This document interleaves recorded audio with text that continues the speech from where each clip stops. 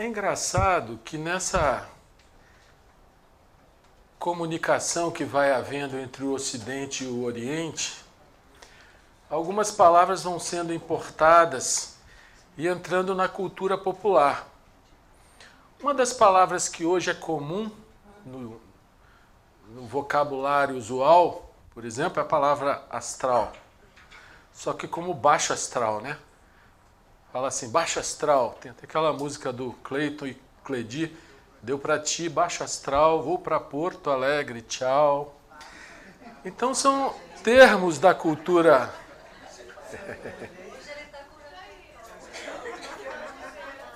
Termos da cultura, vamos dizer assim, esotérica, que entram na cultura popular.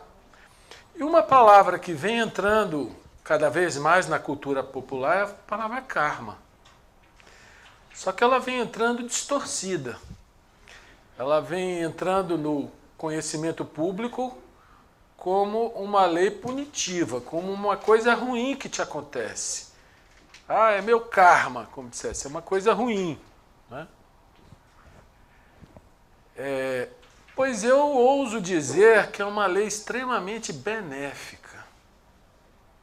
Extremamente benéfica. Mas para isso a gente tem que tentar entender o contexto maior. E o contexto maior, a meu ver, parte dessa frase das cartas dos Mahatmas do mestre Kutumi. Só reconhecemos uma lei no universo, a lei de harmonia, de perfeito equilíbrio. Olha só que coisa forte. Só reconhecemos uma lei no universo, a lei de harmonia, de perfeito equilíbrio. Aonde que entra o karma nessa história? Na falta dessa harmonia. Toda vez que essa harmonia universal, é uma lei universal, não é uma lei daqui da evolução terrestre. Uma lei universal. Toda vez que essa lei é quebrada, ou seja, em que a desarmonia é gerada, a própria natureza, para restabelecer a harmonia, ela devolve ao ponto de origem aquela harmonia, desarmonia gerada. Então usa-se muito a analogia de um tanque de água límpida, serena, e você joga uma pedrinha, aí essa pedrinha gera ondas concêntricas que elas vão, até chegar na borda do tanque, e quando elas chegam na borda, elas voltam exatamente ao ponto da origem. É mais ou menos algo assim. Então,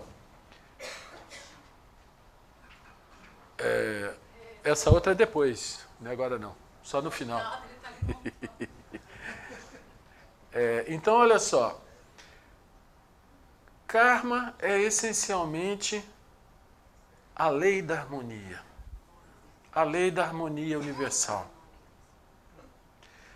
O problema todo é que nós, seres humanos, provavelmente levamos algo em torno de 777 vidas para aprender isso.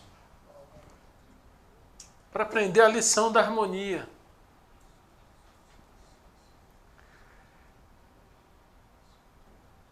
Essa é a questão essencial. É assim que eu vejo o karma. Agora, diz a literatura também que o nosso karma acumulado é tão grande, de tantas besteiras que a gente fez, sei lá, ao longo de 400, 500, 600 vidas, a gente não sabe aonde que a gente está nessa jornada, mas que, dizem os autores, que os senhores do karma modulam o retorno dos efeitos dessa lei para que essa lei retorne de uma forma pedagógica,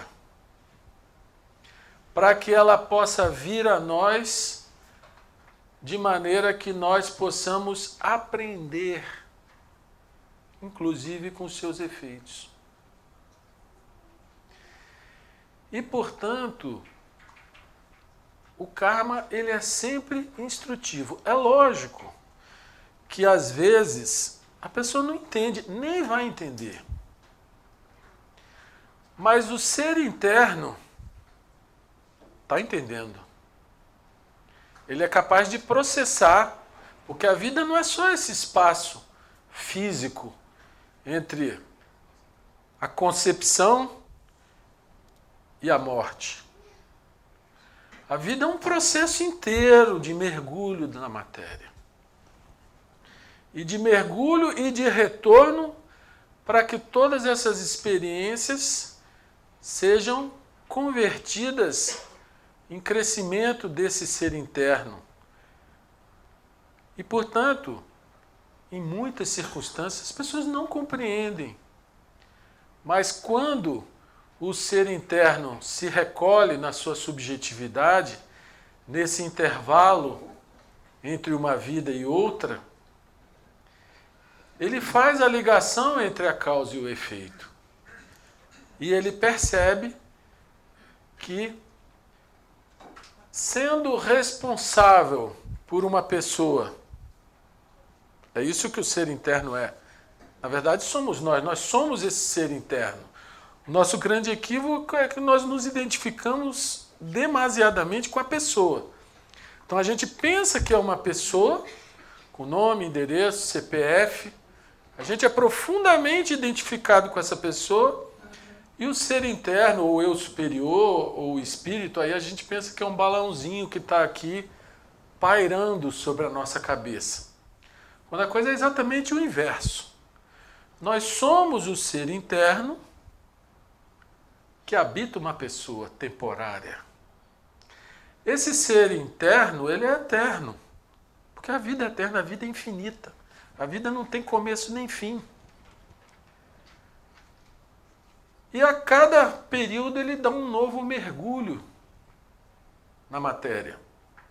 E a cada mergulho ele cria uma personalidade. Essa pessoa que nós pensamos que somos, ela é uma projeção desse ser interno, ela é uma criação desse ser interno. E esse ser interno, ele é responsável pelos atos dessa pessoa. Então a desarmonia gerada por essa pessoa, muitas vezes vai retornar na mesma existência para a mesma pessoa, e muitas vezes ela vai retornar em outras existências para uma outra pessoa criada e mantida por esse ser interno. Então, a lição que nós precisamos aprender primeiro de tudo, é que o grande engano, a profunda heresia, como se diz, é a nossa identificação exagerada com a pessoa que pensamos que somos. É lógico que alguma identificação tem que existir. Você tem que saber o seu nome, porque isso é uma convenção para as pessoas se reconhecerem. Você tem que saber o seu endereço, você tem uma profissão, você tem habilidades que foram desenvolvidas. Há uma série de coisas que você adquiriu em termos de informação e de conhecimento, que elas são necessárias para a vida material. Mas daí a gente pensar que nós somos esse ser temporário, essa pessoa temporária, é o grande engano que a gente comete. E comete. Mesmo nós teósofos, que temos toda uma base doutrinária, a nossa mente ainda é muito viciada, muito acostumada a pensar em nós como essa pessoa com nome e endereço que é por natureza transitória. Então esse é o profundo engano que gera a problemática toda. A questão que eu acho que me parece da maior relevância é como descobrir essa harmonia? Como viver em harmonia? Provavelmente nós só vamos aprender isso por inteiro na hora que nós passarmos para outra margem, na hora que nós nos tornarmos adeptos. Porque esses mestres de sabedoria, eles compreendem perfeitamente a lei da harmonia e vivem sem ferir a lei. Portanto, eles não geram karma. Agora, nós, na nossa ignorância existencial, por não compreendermos essa lei e por não sabermos viver em harmonia, nós geramos karma. Então, a grande lição, a meu ver, que é uma lição de vida, é como viver em harmonia. Como não gerar karma. É interessante que gostei de todas as palestras, painéis excelentes, mas a gente vai refletindo a cada uma delas. E a Sinira colocou uma coisa interessante na fala dela. Ela falou assim, se você ficar pensando toda hora que você vai fazer alguma coisa errada, você não vai fazer nada. Você tem que tocar para frente a vida. É verdade. Mas, na verdade, o problema não é você virar um vegetal porque você não quer quebrar a harmonia. Pelo contrário, talvez você fique até mais ativo quando você descobrir como viver sem ferir a harmonia. E, normalmente, a gente fere essa harmonia quando? Quando os problemas surgem. Quando a gente quer uma coisa e outra pessoa quer outra. Quando a gente quer de um jeito e a outra pessoa quer de outro jeito. E aí começam os conflitos. Os conflitos existem dentro das pessoas, porque elas não compreendem a si mesmas, elas querem coisas incompatíveis, ela quer ir para o sul e quer ir para o norte ao mesmo tempo, então ela fica. Para onde eu vou? Às vezes ela quer fazer uma coisa que vai desagradar fulano e ela não quer desagradar fulano. Ela fica, o que eu faço? Faço ou não faço?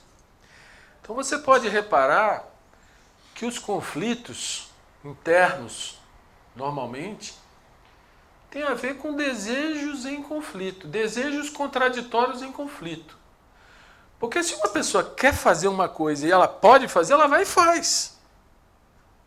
Agora, se ela não percebe, ou se da ação praticada por ela, ela vê que feriu alguém, que magoou alguém, que quebrou a harmonia, nem sempre é fácil consertar. Né? Mas a gente sabe quando a gente está numa relação tensionada, às vezes numa relação de pai e filho, sempre existem tensões que têm a ver com os quereres diversos. Não é assim? E muitas vezes nessa hora a gente age de maneira a quebrar a harmonia. Portanto, para mim não tem a menor dúvida que aprender a lição da harmonia é despertar a sabedoria. É você saber que tem uma pedra na sua frente e que você não vai ficar dando soco na pedra, você vai desviar. Você vai encontrar um jeito de fazer o que tem que ser feito sem quebrar a harmonia. Né? Aí tem uma outra passagem do Mestre Kuthumi também, que é aquela segunda. Pode botar, Sérgio. Olha, outra coisa também que desconcerta a gente. Ele está falando de pesquisadores e tal, e diz, mesmo a mais tênue sombra de diferença, arma os pesquisadores da mesma verdade, aliás, ardorosos e sinceros, com o aguilhão do escorpião do ódio para com seus irmãos, igualmente sinceros e ardorosos. Vítimas iludidas da verdade deturpada, esquecem, ou jamais souberam, que na discordância está a harmonia do universo. Olha que outra frase Na discordância está a harmonia do universo.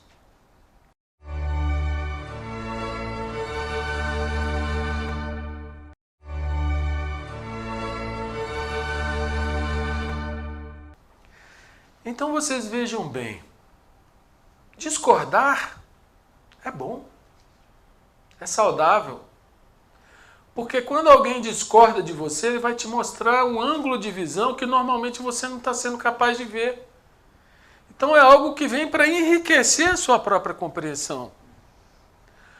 O problema é que a gente faz da discordância enriquecedora um problema pessoal. E aí a gente acaba descobrindo que o problema não é a discordância. O problema é o eu. É o meu ponto de vista que tem que prevalecer, a minha ideia que tem que surgir e ser executada, é assim que tem que ser. Ou seja, o problema essencial da quebra da harmonia é o chamado pequeno eu, ou o ego psicológico, que nós temos e precisamos ter. A cada encarnação, um ego é criado. O bebezinho, ele nasce sem ego, desse ego menor, vamos dizer assim. Ele vem como um computador vazio de softwares, só hardware. Mas, fundamentalmente, se ele vem com uma pureza tal que você não vai encontrar o bebezinho com preconceitos, com idiosincrasias. Ele vai desenvolvendo isso a partir da tenra infância, né? E vai absorvendo do meio a cultura dos pais, da escolinha, da sociedade que ele vive. E aí ele cria uma autoimagem que dizem para ela, você tem que aprender a se defender. Quando alguém te bater na escola, você bate também. E ela vai alimentando aquela autoimagem. Isso vai sendo nutrido ao longo da vida inteira. Então, esse eu, ele é uma autoimagem fruto de uma identificação mental com uma ideia de si mesmo e também com as coisas que vai acumulando em termos de gostos, de aversões, de preferências, etc, etc. Então, dizem que os Mahatmas não têm esse eu. Eles são o próprio ser interno se expressando inteiramente no corpo físico, sem essa autoimagem nutrida e alimentada que a gente faz a vida toda. Como eu disse, esse eu é necessário até certo ponto. O problema é a nossa identificação com ele. Aí o ator vira o personagem, esquece que ele é o ator. E é isso que a gente faz. E por mais que a gente dê palestras, discuta o assunto, fale na reencarnação, será que nós vemos a nossa vida numa perspectiva de várias encarnações? Será que nós vemos a nós mesmos como um ser espiritual reencarnante? A gente pode ter uma ideia teórica disso, mas na prática a gente se vê como uma pessoa como qualquer outra. Não é? Então, essa mudança, essa transformação de consciência precisa acontecer. Nós precisamos compreender com todo o nosso ser que a vida é infinita, que nós não somos essa pessoa temporária. Ela é apenas um instrumento nosso. E essa identificação e a falta de sabedoria gera conflito, gera karma. Onde houver conflito, haverá karma. Agora, não existir conflito não significa virar uma mosca morta. Pelo contrário. Tem situações na vida das pessoas que demandam atitudes extremamente duras, mas mesmo assim profundamente amorosas. Não é uma dureza externa, é uma firmeza interna. Então, a nossa grande lição é nos vermos como seres que mergulham, como os golfinhos. A gente vê os golfinhos no mar, eles mergulham, eles são mamíferos, eles respiram o ar. Eles precisam vir ao ar para respirar. Né? Então eles mergulham, saem, mergulham de novo, saem. Essa é a vida infinita onde nós estamos inseridos. Muito bem. Aí, a gente, em muitas vidas, a gente fez algumas coisas que podemos usar na linguagem popular. Enfiou o pé na jaca, né? Enfiou o pé na jaca. O pé vai ficar melado. Não tem jeito. E muitas vezes vai nascer com esse pé melado. Mas, usando de novo a analogia da sininha, né? Pisar na lama, pisa. A gente vai pisar na lama de qualquer jeito. Só que às vezes a gente pisa na lama e afunda nela. A gente gosta dela. Né? E aí que muitas vezes desvia uma trajetória de muitas vidas.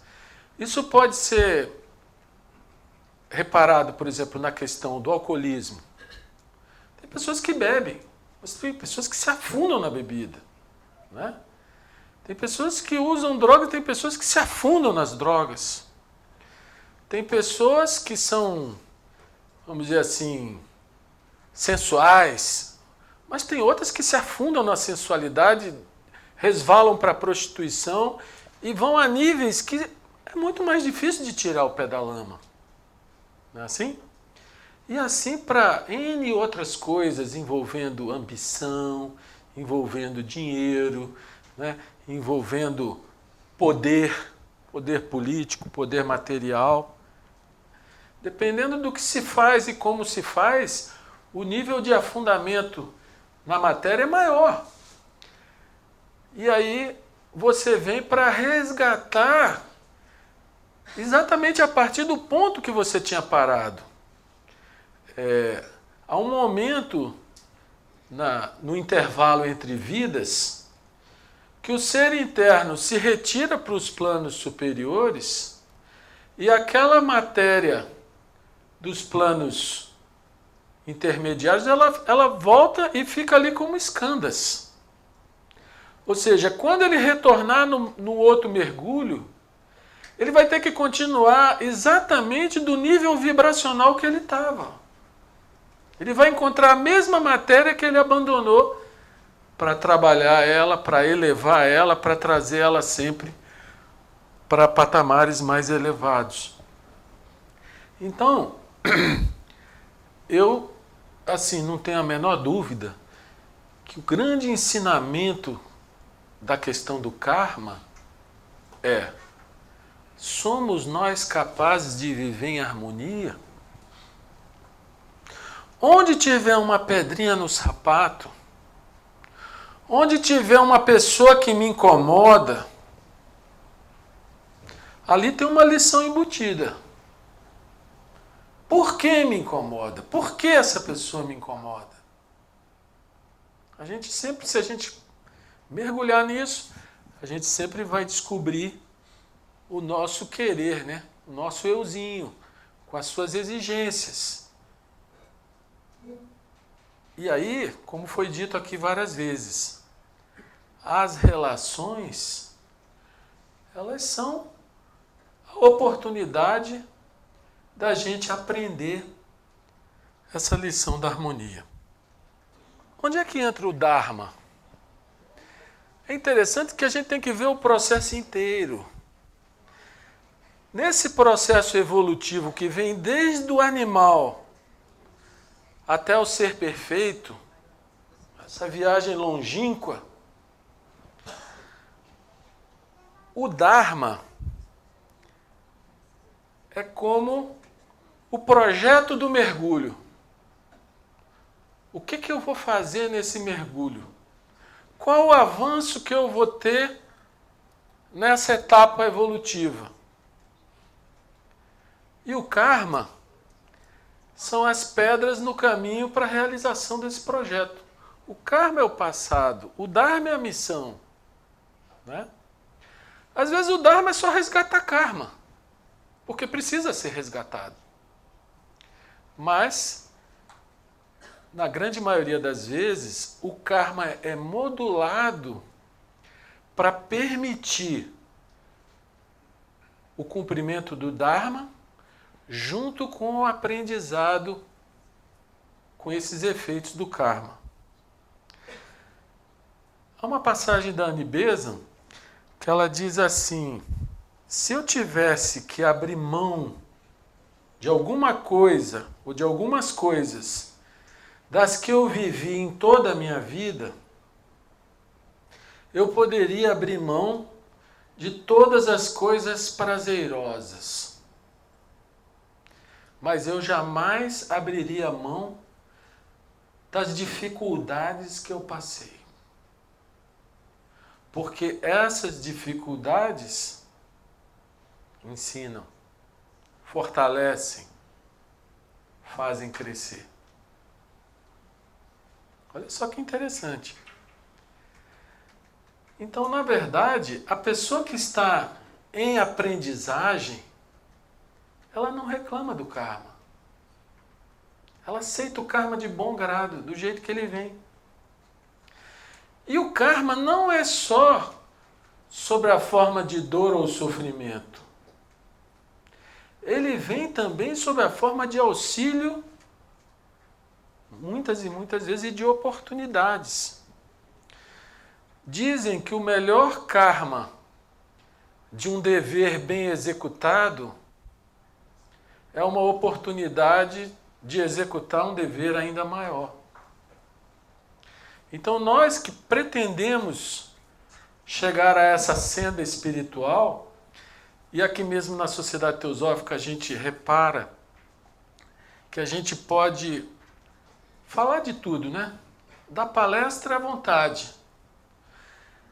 Mas o que realmente faz a gente dar um passinho, ainda que pequeno, sem nenhuma pretensão pessoal, sem nenhum desejo de projeção, de ganho, de ser admirado, de lucro, de conquistar posição, de poder, seja lá o que for. Então tudo aquilo que você doa de coração, seja o seu tempo, a sua atenção, a sua energia, o seu dinheiro, tudo aquilo que você faz para o próximo e não para si mesmo, você acaba ganhando mais do que qualquer coisa. E é a única coisa que realmente faz a gente avançar. É o serviço ao próximo. Então, se você faz um bom trabalho, seja na Sociedade Teosófica, seja qualquer outro tipo de serviço que não seja para ganhar dinheiro, para ficar importante, para ser reconhecido e tal, doação pura, o que a vida te traz como karma?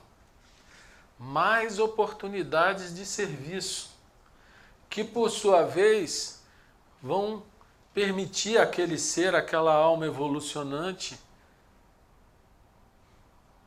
avançar mais e mais no caminho. Né?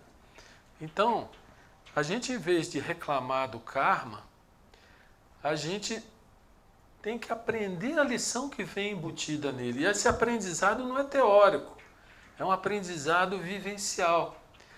Quem reclama do karma é o eu inferior. É ele que sofre, que lamenta. A pessoa que está focada no eterno, na sua real natureza, ela recebe o karma como um amigo. E aquilo só vai fazer ela se fortalecer em paciência, em respeito, em humildade. Quantas vezes o nosso karma é gerado pela nossa própria arrogância? E aí as circunstâncias voltam, e aí a gente aprende que a gente não é nada. E nesse estado a gente pode fazer muito mais coisas sem criar problemas. Quando a gente se acha alguma coisa, aí o problema já começou. Quando a gente não se acha nada, a gente é muito mais livre para agir do que quando a gente se acha qualquer coisa.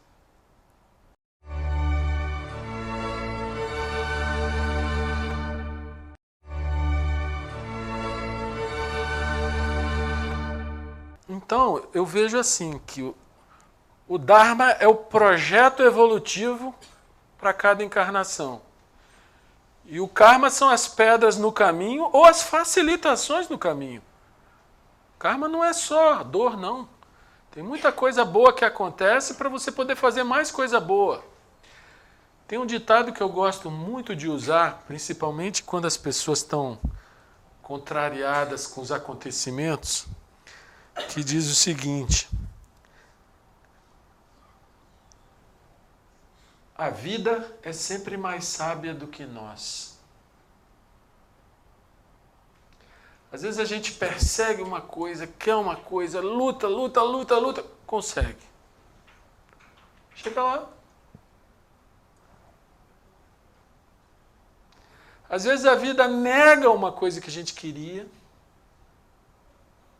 e ela abre uma outra porta de uma outra dimensão que a gente nem imaginava, 100 vezes ou 1000 vezes melhor.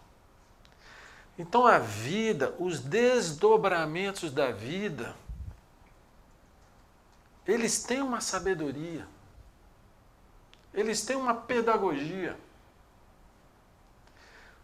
A questão toda é nós estarmos atentos para que essa sabedoria possa vir a nós e nós agirmos com sabedoria.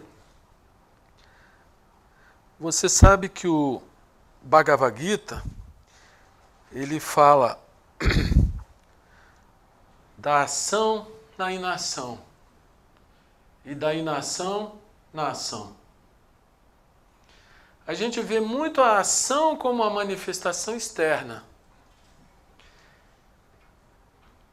Às vezes, o que para muitos parece ser ação é inação. E o que para muitos parece ser inação é ação. Por exemplo, uma pessoa que está muito agitada, às vezes internamente ela está inativa. A agitação dela é toda no nível superficial externo. Uma outra pessoa pode estar em profunda meditação. Você mal vê ela respirando. E aparentemente você fala, ela está inativa. E ela está em profunda atividade. Às vezes a ação correta é não fazer nada. Isso é ação. Às vezes a ação correta exige medidas enérgicas. A questão toda que, a meu ver, faz a diferença nessa questão de quebrar ou não a harmonia é o chamado levar para o lado pessoal. Porque você pode discordar o tanto que for. Se você não levar para o lado pessoal, você não quebra a harmonia. Você vai ver que as divergências vão só enriquecer o campo de visão e o campo de compreensão. Agora, se consciente ou inconscientemente, porque às vezes a gente faz isso inconscientemente, a gente levar para o lado pessoal, aí a harmonia já está quebrada. Ou seja, fulano retrucou porque eu falei. Ou o contrário. Ao invés de nós estarmos olhando a coisa, objeto da nossa observação, nós estamos reagindo a pessoas. E a gente faz isso o tempo todo. Pessoas que a gente gosta, pessoas que a gente não gosta.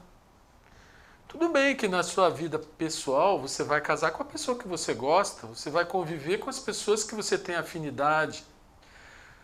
Mas a sociedade teosófica acaba sendo um laboratório vivo para nós. Porque na sociedade teosófica você não escolhe com quem você vai trabalhar. Você vai trabalhar com quem tiver ao seu lado, gostando ou não. Então o teste da fraternidade, ele vem exatamente aí. Você vai conviver com quem estiver ali interessado naquele trabalho, sem nenhum tipo de discriminação. O primeiro objetivo já fala isso, né? Sem distinção de raça, credo, sexo, casta ou cor. Só falta dizer, sem distinção de espécie alguma. E a distinção pessoal, do tipo, não gosto de fulano. Se a palestra for de cicrano, eu não vou. Se fulano for o presidente da loja, eu ajudo. Mas se for ciclano, eu não vou cooperar. Né? Quer dizer, quando a gente leva as coisas para o lado pessoal, é que a encrenca se arma.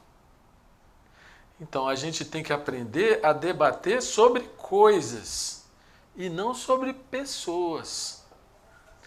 E quando alguém se opuser a nós, quando alguém barrar o nosso caminho, ali está pronta a lição da harmonia. Como é que eu vou fazer? Eu vou atropelar? Ou eu vou considerar e descobrir uma forma de agir que não fira a harmonia? Então tudo acaba caindo no mesmo lugar. A confusão se faz pela identificação com o ego pessoal, seja nosso, seja as restrições que a gente faz, as imagens mentais que a gente faz em relação aos outros.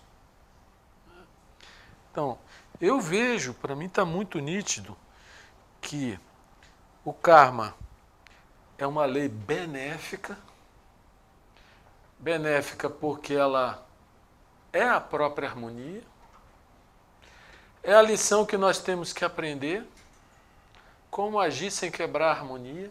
Essa lição, às vezes, demanda ponderação, demanda meditação. Às vezes você depara com uma oposição de alguém, pensa, pondera, reflete, tenta encontrar um meio termo.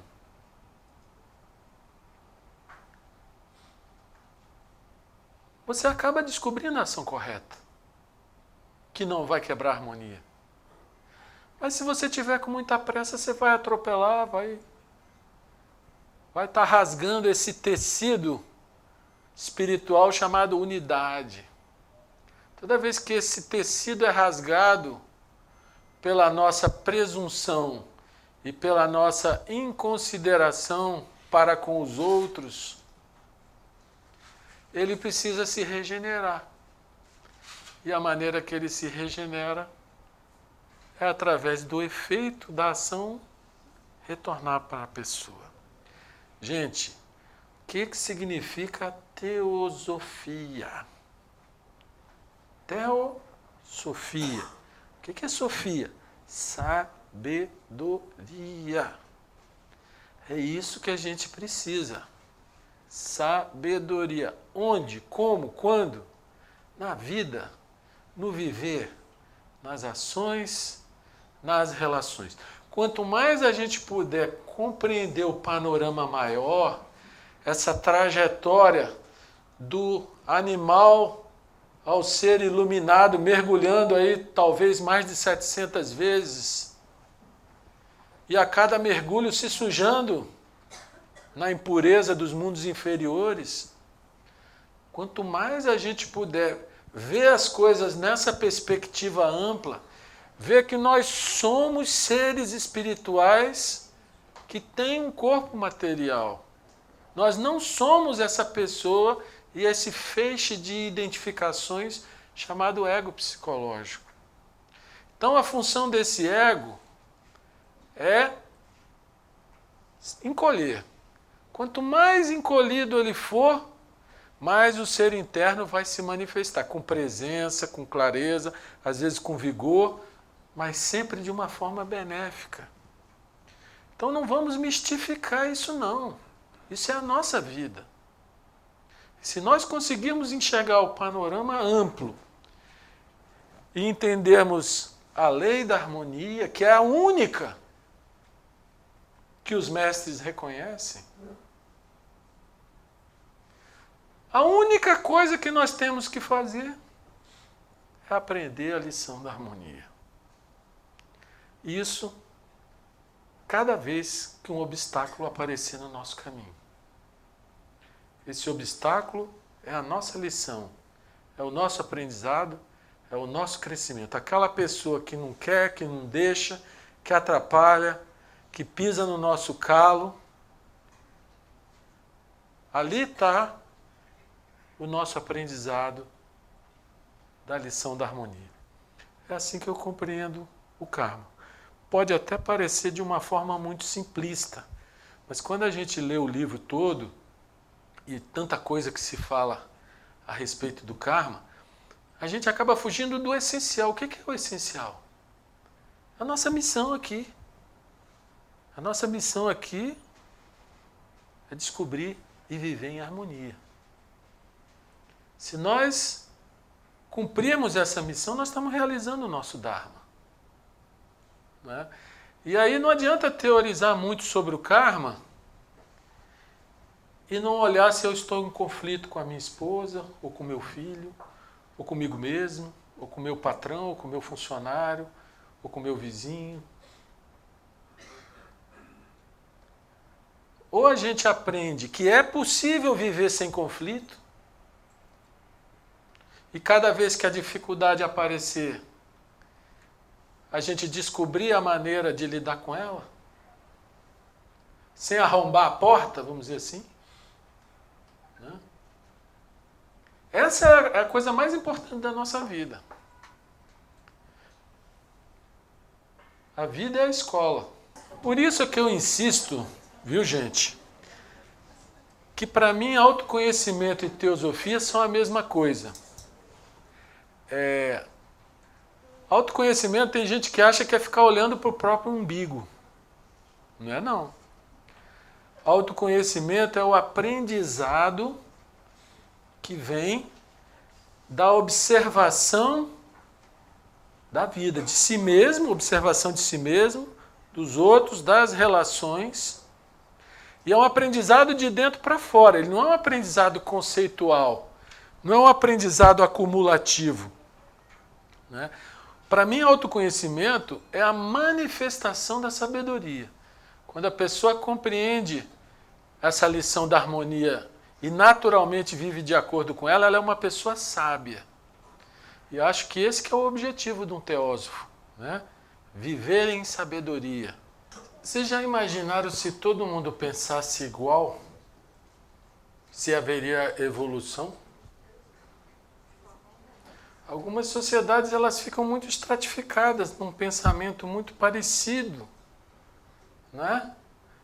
Até mesmo algumas igrejas. Então a discordância é fundamental. Mas a discordância levada para o campo pessoal, ela é corrompida pelo ego. E aí ela vira conflito e ela vira desarmonia. Então o grande lance é a gente aprender a divergir sem pessoalizar. E se alguém pessoalizar com a gente não pessoalizar com ele. O meu pai sempre repetia uma frase da minha avó, né, que dizia: quando não quer, dois não brigam. Então a pessoa pode emborrar com você, mas se você não pessoalizar, se ficar só na coisa que está sendo vista de múltiplos ângulos, não tem problema com a pessoa. E aí ela vai ver que não tendo feedback, a pessoalização que ela fez com você, a dela desmancha sozinha. Né? Então isso é uma coisa muito importante para a gente vivenciar o primeiro objetivo da sociedade teosófica. E para a gente no mundo em geral, na vida em geral. Porque não adianta a gente ser bonzinho na sociedade teosófica e lá fora ser o cão, né, como fala. Né? Que aí é uma espiritualidade de fachada. Toda a vida tem que ser espiritual. Toda ela. E o espiritual não é aquela coisa mole, devocional apenas, Ela é extremamente ativa. O verdadeiro espiritual, ele é extremamente vivo, dinâmico, e ele está preocupado em ajudar a acender a luz da consciência coletiva. Né? Tem uma outra frase também das cartas que fala que o único objetivo pelo qual se deve lutar é a disseminação da verdade adequada ao povo no nível que ele tiver.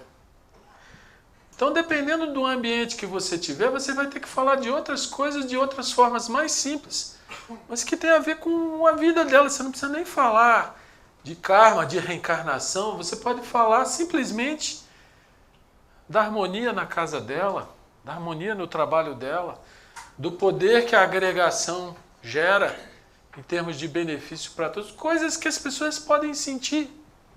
Então, eu acho que o teósofo ele é essencialmente um espalhador de sementes, mas ele precisa viver essas sementes.